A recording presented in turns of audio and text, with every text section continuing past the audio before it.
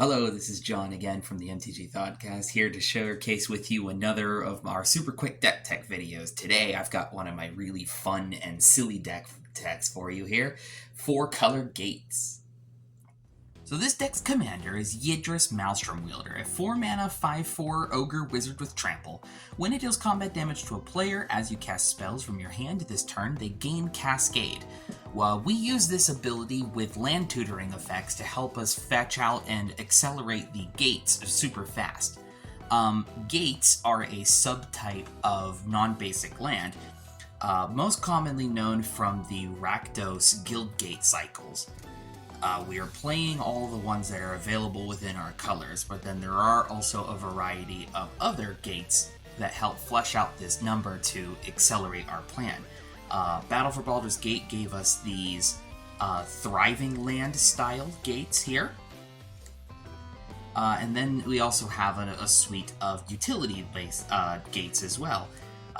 Heap Gate to help us get treasures, Basilisk Gate to give an additional boost to a creature when you need it, Thran Portal and Gateway Plaza to just be any available color as we need it gates. And then our two probably most important utility gates to the backbone of the deck. Baldur's Gate, to be able to accelerate tons of extra mana equal to the gates that we have. And the gate you'll probably always tutor out first, Gone to Gate. The ability to have all these other gates come in untapped helps speed up the plan of what we're doing drastically. These are backed with just other utility lands like Plaza of Harmony that cares about having your gates in play, also helps fix. Teleria West is able to help tutor out whatever gate or non-gate land we need at any specific time. Rogue's Passage to make Yidris unblockable so that we can get those cascade effects faster. Thespian Stage to be a copy of whatever utility land is most useful to us, but will likely always be the backbone win condition of this deck, Maze's End. A 3-mana activated ability on it that returns it to its hand, searches your library for a gate and puts it onto the battlefield, and then if you have 10 or more gates with different names, you win the game.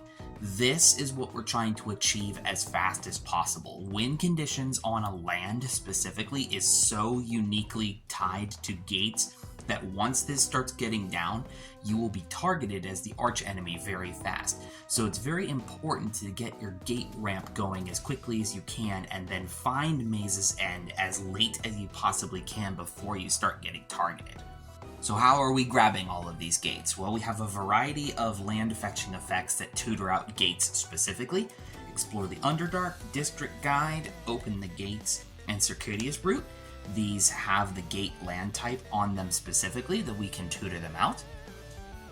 We're also playing it all within our color wheel, the available bonuses that care about the gates that you have. Guild Summit for card draw, 9 Figures Keeneve also for card draw, Opal Lake Gatekeepers, Gates Ablaze as a Wrath, Gatebreaker Ram, Gate Colossus, and Gatekeeper Gargoyle as just other big boy creatures, and Glaive of the Guild Pact and Way of the Thief as ways of extra boosts and evasions for Yidris while we have gates. We can also tutor out gates and non-basic lands with a variety of spells and abilities that tutor out these types of lands. So things like Expedition Map, they do not say on them basic land, so these kinds of effects can grab basics if need be, but they can also help us get any other gates we need. These kind of effects also are a means of tutoring out Maze's End if we have not drawn it naturally. So Expedition Map is one of those, Pierce Whim, Crop Rotation, Sylvan Scrying, Genesis Ultimatum, Uvenwild Hydra, and probably the single best one in the deck, Tempt with Discovery. These are what we're going to use in the mid-game to help us grab all of our utility gates and then our other color-fixing gates, ultimately leading off into some combination of these finding your Maze's End, with the idea of that being is that once you play, untap, and activate Maze's End for the first time, that's when you're going to end up winning the game. Because we're doing all of this land ramp, and we want to be able to get these down as quickly as possible. We are also playing a suite of things that allow us to do additional lands on our turns. So Explore, Gear Poor Uri, Augur of Autumn, Urban Evolution, Growth Spiral, Eureka Moment, and Zimone, Quandrix Prodigy. These allow us to accelerate the lands that we're putting down into play so that we can get to our gates win condition twice as fast. If Gone to Gate is not down in play, or just in general these lands are coming in tapped, the strongest things that we're able to do is get these gates untapped as quickly as possible so that we can use their mana. Combining these with spells that help us fuel the Cascade that Yidris wants us to do, we can play stuff like Frantic Search, Ley Weaver, Arkelos, Wilderness Reclamation, Vizier of Tumbling Sands, and Kelpie Guide to be untapping these lands to not only get these gates untapped if they are coming in tapped, but also helps accelerate mana so we can be casting more spells with Cascade.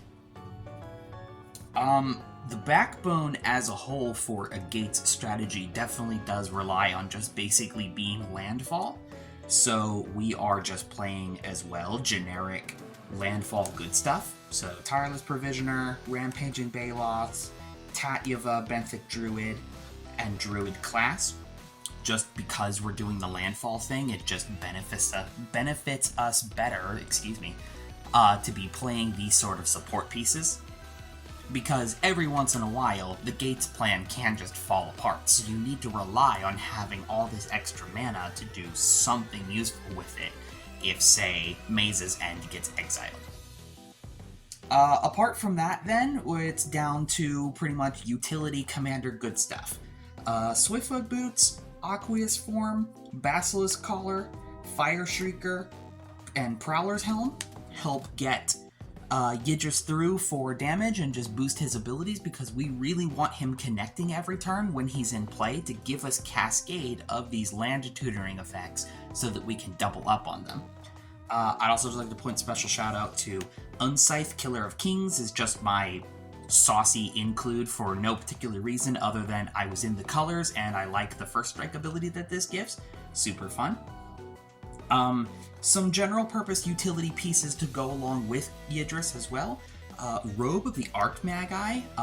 Yidris is a wizard, so this equips him for 1, and as he's dealing all this excess damage, it gives you cards into your hand that then fuel into your Cascade.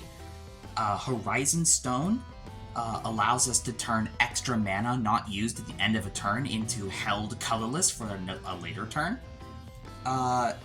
Evoke creatures are also a very strong fit for this kind of thing, as if you cast them with Evoke, you still get the Cascade for the mana cost.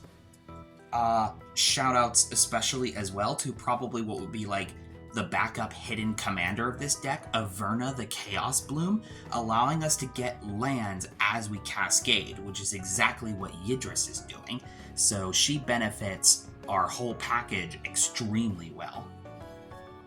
And then outside of that, general purpose good commander stuff. Tireless Witness, Hunter's Insight, Mystic Retrieval, Beast Within, Death Sprout, Villainous Wealth, something we can do with our excess mana if the Gates plan doesn't fall through. Lore Weaver is here. This is the partner that you can tutor out with Ley Weaver. That's the one that untaps lands. This one gives you the ability to draw cards if need be, but just it'd be silly to not have the two pairs in here together. Hero's Downfall, Decanter of Endless Water, Ambition's Cost, Cultivate, Joint Exploration, Harmonize, Gruul Signet, Kodama's Reach, Commander's Sphere. These just flesh out the rest of the deck to just be general purpose ramp, removal, card draw, extra card advantage abilities. And then the remainder of the deck is fleshed out with a few other non-basics and basic lands. And that's the general overview of how the deck works. As a package, it is just 4-color Landfall, but with the super sweet twist of being able to sometimes just pull a win. out of fetching out a specific number of lands and just activating Maze's End, and you got there. Gates are tons of fun. It can just sometimes explode out of nowhere, and it's a very fun and interesting subtype to be able to try when doing the landfall strategy. And also not just generically making it the 5-color either. It helps bring a little bit of a restriction while also having a super fun Cascade theme behind it as well. It's been one of my favorite land style themed decks to play. Gates always gets a chuckle out of people when you actually do the win with it. It's like, whoa, you tapped out and won with Gates. Bravo. I don't know. I've always liked Gates. Gates has been very important for me since like my early days of playing the game. And I'm so excited that I have this very fun and interesting, unique landfall style deck to play with. If you like this deck tech and were interested to read through the deck list as a whole, the description link down below has to our Discord channel where you can find our brewery links, where I have this deck and many others posted available for your reading enjoyment. Thank you very much for watching this super quick deck tech, and I hope to see you again soon.